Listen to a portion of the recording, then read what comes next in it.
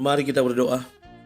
Bapa Sorgawi, Bapa yang kami sembah dalam nama anak-Mu Tuhan Yesus, sungguh kami sangat bersyukur, berterima kasih kepadamu Bapa untuk segala kasih, kebaikan, kemurahan Tuhan yang masih Tuhan nyatakan kepada kami sampai dengan pagi hari ini, di mana kami boleh tidur dengan tenang, bangun dengan selamat pada pagi hari ini tanpa kekurangan suatu apapun. Itu semua karena kasih, kebaikan, kemurahan Tuhan yang Tuhan berikan kepada kami.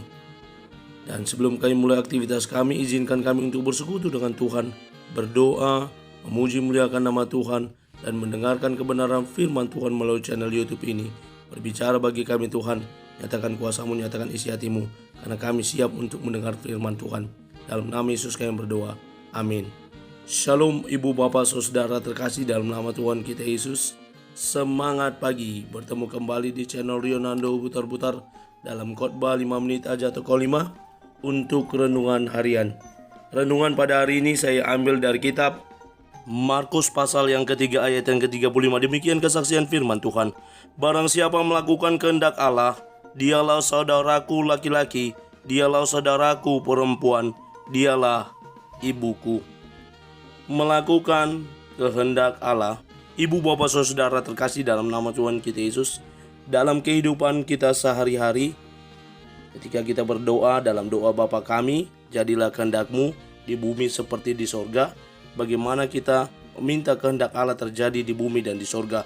Dan kita juga mau sebagai umat Tuhan, sebagai para pengikut Tuhan, kita mau melakukan kehendak Allah. Apa itu kehendak Allah? Melakukan apa yang Tuhan mau dalam hidup kita.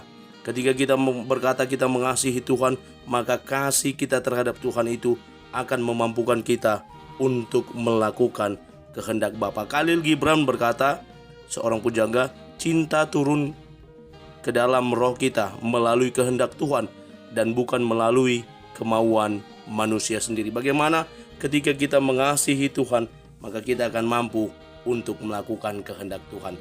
Ibu bapak saudara terkasih dalam nama Tuhan kita Yesus, berbicara tentang nats ini sering menjadi pergumulan karena ada orang yang justru salah tafsir terhadap nats ini, di mana Lembaga Alkitab Indonesia memberi judul Yesus dan sanak saudaranya.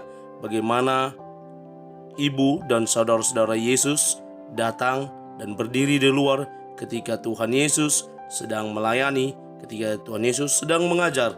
Lalu banyak orang yang mengelilingi Yesus dan berkata kepadanya, lihat ibu dan saudara-saudaramu ada di luar dan berusaha untuk menemui engkau. Lalu Yesus berkata kepada mereka, siapakah ibuku dan siapakah saudaraku? Ia melihat kepada orang-orang yang duduk di sekelilingnya, lalu berkata, ini ibuku dan ini saudaraku. Yang melakukan kehendak Allah itu yang menjadi saudaraku laki-laki dan saudaraku perempuan, dialah ibuku. Ibu bapak saudara, Tuhan Yesus tidak menampik pentingnya hubungan dengan keluarga. Sebagaimana Tuhan Yesus juga menyayangi ibunya, Tuhan Yesus juga mengasihi saudara-saudaranya. Sebagai keluarga inti, mereka pasti juga mendapat perhatian dari Tuhan Yesus. Namun yang mau diingatkan dan diajarkan bagaimana prioritas dalam pelayanan. Benar, dalam pelayanan yang kita lakukan, kita juga tidak boleh mengabaikan keluarga. Tetapi prioritas dalam pelayanan juga harus kita ingat, yakni mengerjakan kehendak Allah. Keluarga harus mendapat perhatian, tetapi pelayanan juga justru tetap harus berjalan. Kedua hal ini harus seimbang, tidak hanya sekedar berkata, oh saya melayani terus, tetapi kita tidak memperhatikan keluarga kita.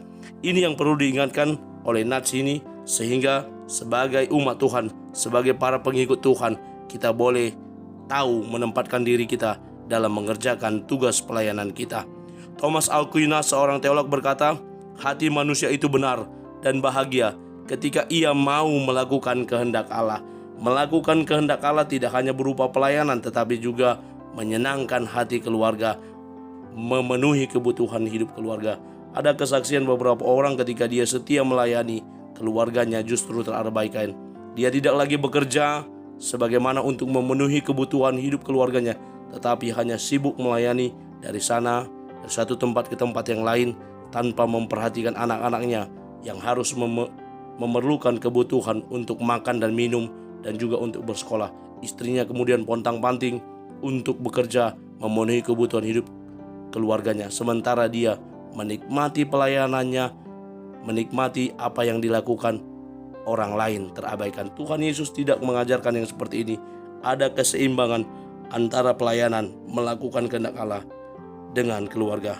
Mari kita sebagai keluarga Allah belajar untuk melakukan kehendak Allah dengan memperhatikan keseimbangan antara keluarga dan pelayanan dan melakukan kehendak Bapa.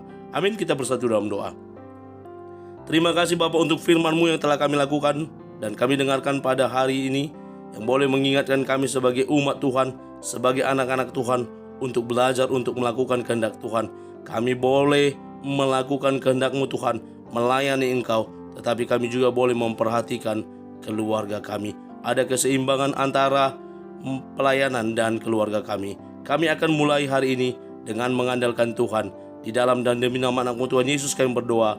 Amin. Selamat beraktivitas. Tuhan Yesus memberkati. Shalom.